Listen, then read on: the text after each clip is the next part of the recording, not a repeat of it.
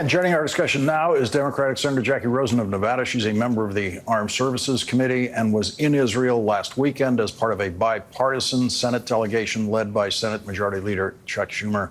Senator Rosen, thank you very much for joining us. Been eager to talk to you since you got back from Israel. What did you see there that informs your approach to this crisis now? Well, Lawrence, thank you for having me.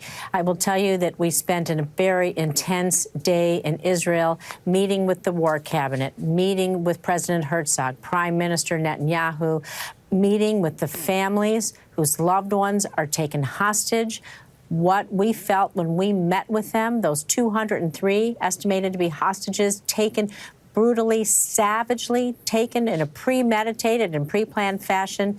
One woman said to us, "We no longer live in the world with the rest of you." They live in a limbo, waiting and waiting every second in eternity. So we listened to what the government said, what the soldiers said, what the families said.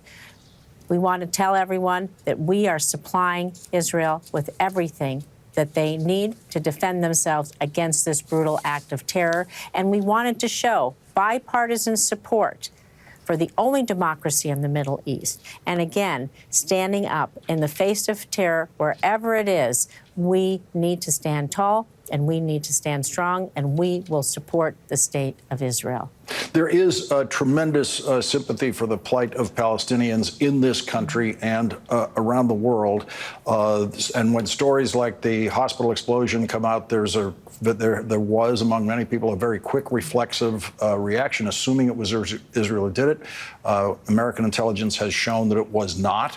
The Columbia Journalism Review today summarized just some of the other kinds of misinformation that people are being subjected to, primarily on Twitter. It said a document appearing to show that the Biden administration gave Israel $8 billion in funding turned out to have been doctored. Video footage that said that some said showed a Hamas soldier shooting down an Israeli helicopter was from a video game. A report on mass desertions from the Israeli Defense Forces was said to have come from an Israeli TV station, which shut down in 2019. A video of a young boy lying in a pool of blood surrounded by men in Israeli military fatigues was offered as evidence of brutality, but in reality was a behind-the-scenes shot from a Palestinian movie.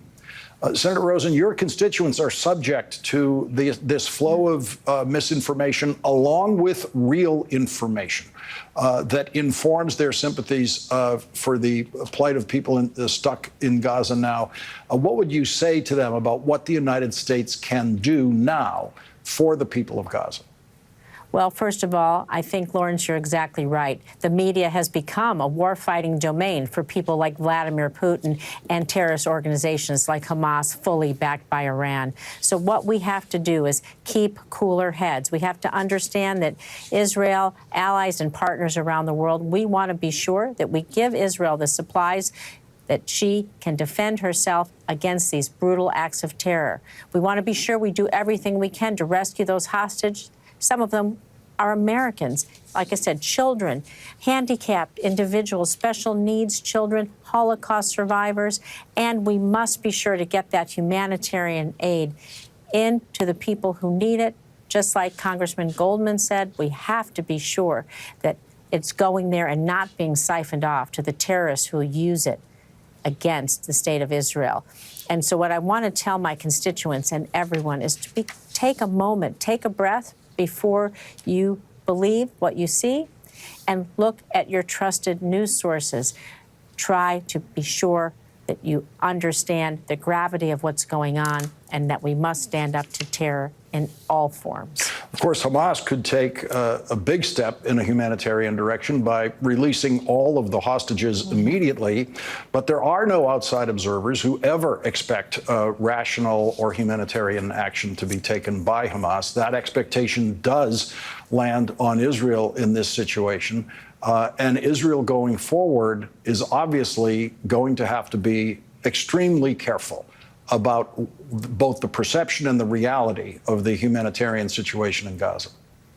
Yeah, I think you're exactly right there. And what we have to do is to think about how we negotiate or how we go in to get these hostages back to their loved ones. And so I can tell you that Israel, along with allies and partners, are trying to figure out the best way for us to do this, because it's important. This is against every single rule of law. You don't premeditate, pre-plan. It's been publicly reported. The documentation, you've seen it, you've reported on it here. This brutality was premeditated, and they executed it even better than they thought they would. Unfortunately, there are hundreds of human, innocent lives at stake here. I've put a resolution in the House, which is bipartisan, calling on Hamas to release these innocent hostages, that the American government stands strong against terror, and that we're going to work with every channel we can to get them out safely to their loved ones. This is what President Biden said tonight about the ultimate solution for the people of Gaza, which is of course, the two-state solution. Mm-hmm. Yeah. Yesterday, in discussions with the leaders of Israel and Egypt, I secured an agreement for the first shipment of humanitarian assistance from the United Nations to Palestinian civilians in Gaza. If Hamas does not divert or steal these shipments, we're going to provide an opening for sustained delivery of life-saving humanitarian assistance for the Palestinians. As I said in Israel, as hard as it is, we cannot give up on peace. We cannot give up on a two-state solution. Israel and Palestinians equally deserve to live in safety, dignity, and peace. Senator, that's 2 days in a row, President Biden talking about the two-state solution. Yeah, and I think he's exactly right. We have to take this moment and we have to use it as an inflection point. We have to be sure we deliver this humanitarian aid, that it goes to the innocent Palestinians in Gaza that are being taken advantage of and terrorized, frankly, by Hamas as well. And so what we need to do with our partners in the region, they all are worried about Iran and its proxies, Hamas, Hezbollah, the Houthis, whomever they are. We need to stand and move forward towards normalization in the region, towards peace and a two-state solution. This is the path forward. And frankly, I believe that Iran and Hamas, they want to thwart that at every single turn. And this is why they took this moment to strike, as we've begun to make strides in normalization in the region with things like the Abraham Accords and others. And so we can't succumb to their terror.